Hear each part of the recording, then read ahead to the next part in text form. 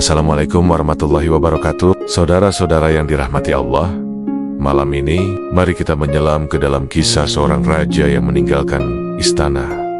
Assalamualaikum warahmatullahi wabarakatuh. Saudara-saudara yang dirahmati Allah, malam ini mari kita menyelam ke dalam kisah seorang raja yang meninggalkan istana, tahta, dan segala gemerlap dunia demi mencari satu hal yang lebih berharga, kedekatan dengan Allah. Dialah Ibrahim bin Adham, seorang raja dari Balkh yang namanya harum di langit para arifin. Kisahnya bukan sekadar cerita sejarah, tapi cahaya yang menembus hati setiap jiwa yang sedang mencari Tuhan. Ibrahim bin Adham hidup di kota Balkh, sebuah daerah yang makmur. Ia dikenal sebagai raja yang gagah, kaya, dan disegani. Ia memiliki istana megah, taman indah, dan hamba yang melayani setiap kehendaknya.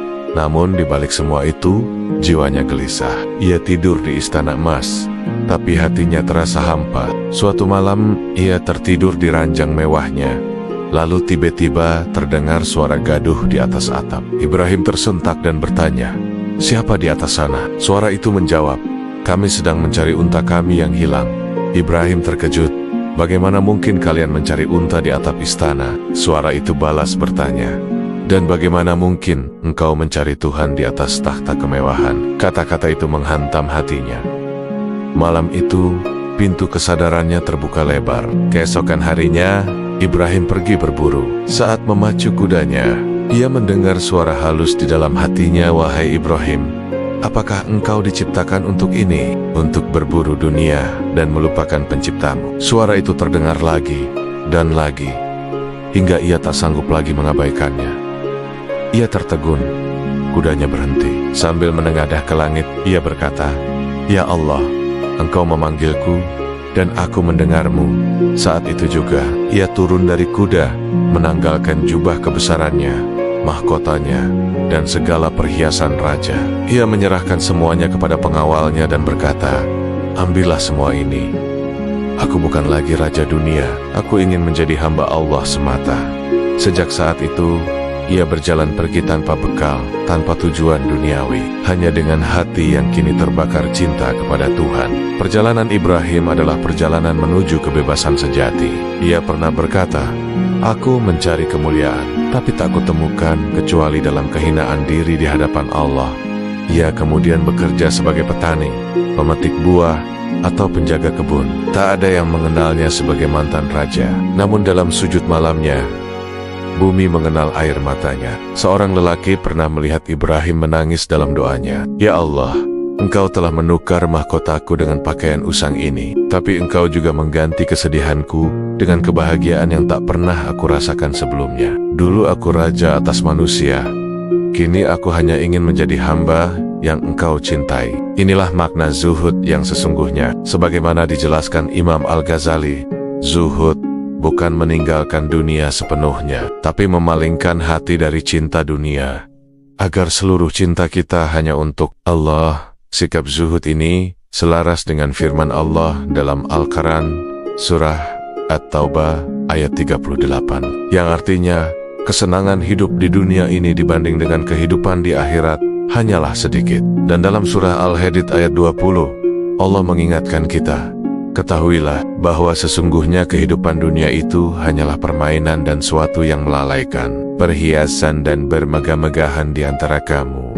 Rasulullah Shallallahu Alaihi Wasallam juga bersabda, "Zuhudlah terhadap dunia, niscaya Allah akan mencintaimu. Dan zuhudlah terhadap apa yang ada di tangan manusia, niscaya manusia akan mencintaimu." Kisah Ibrahim bin Adham adalah wujud nyata dari ajaran-ajaran luhur ini, menukar yang fana dengan yang abadi. Para sufi menjelaskan makna zuhud dengan sangat indah. Imam Al-Qushayri berkata, "Zuhud bukanlah tidak memiliki sesuatu, tetapi tidak dimiliki oleh sesuatu." Ibrahim bin Adham mempraktikkan ini dengan sempurna. Ia meninggalkan dunia bukan karena dunia itu buruk, tetapi karena ia ingin mencintai Allah tanpa ada sekutu di dalam hatinya. Ia pernah berkata, "Aku meninggalkan dunia bukan karena dunia buruk, tapi karena aku ingin mencintai Allah tanpa sekutu." Suatu hari, seseorang menemukan Ibrahim sedang tidur di pinggir jalan, di sebuah pasar yang kotor. Orang itu berkata dengan heran,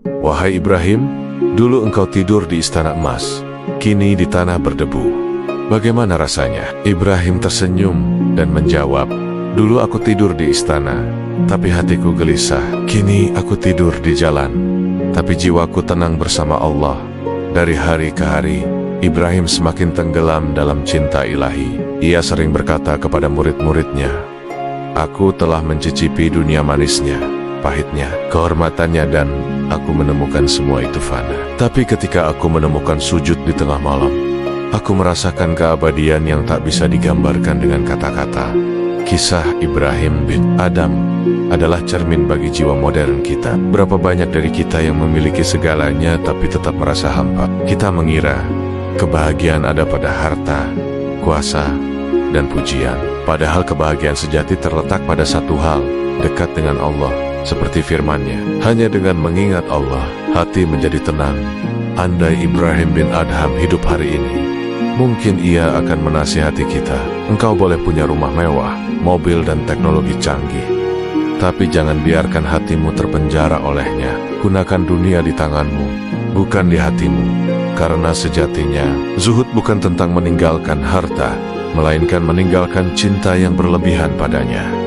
Mari kita berdoa. Wahai Allah, jadikanlah hati kami seperti hati Ibrahim bin Adham yang bebas dari cinta dunia, tapi penuh cinta kepadamu. Jadikan kami mampu tersenyum dalam kekurangan, bersyukur dalam kesempitan, dan tenang dalam setiap ujian. Ya Allah, bersihkan hati kami dari riya, kesombongan, dan cinta pada dunia yang fana. Ya Tuhan kami, janganlah Engkau palingkan hati kami setelah Engkau beri petunjuk kepada kami, dan karuniakanlah rahmat dari sisi-Mu.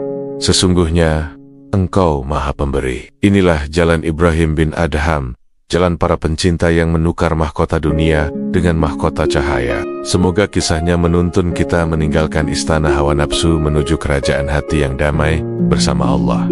Wassalamualaikum warahmatullahi wabarakatuh. Dukung channel ini dengan like, share, dan subscribe. Niatkan sebagai ibadah agar menjadi amal jariah untuk kita semua.